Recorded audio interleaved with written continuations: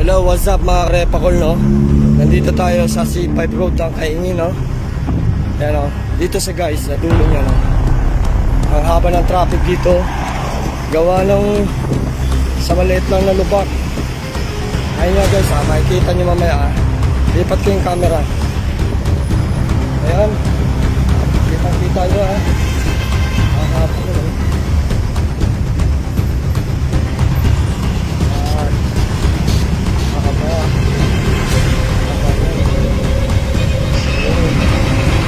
Ayun o, sobrang traffic. Nakikita yung mga single. Halos kinain niya yung kabilang lane. Yan, nakikita nyo guys. Dahil sa operasin lubak lang, localized ko, nakikita natin mamaya. Tignan nyo guys. Dito tayo camera. Ayun guys, dito tayo sa Kaingin Road. Ang haba ng traffic na. Yan, makikita nyo mamaya kung bakit naipon yung mga sasakyan. Bakit sobrang traffic. Kaya makikita nyo, pakita ko sa inyo kung ano bang sanhin ng pagka-traffic dito sa loob ng Kaingin. Lipat natin camera guys. Yan, nakikita nyo guys, di ba? Ang luwag ng kalsada, oh.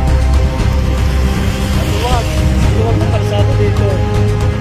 Kaya si Paring Jun, what's up sa'yo? Pare! Ayan. Ayos ang kalsada na, ha? Kita nyo guys, ang luwag, oh.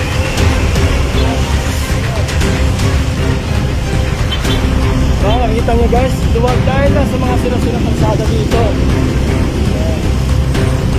Ito pa, lilipat ko yung camera. Ayan guys, oh.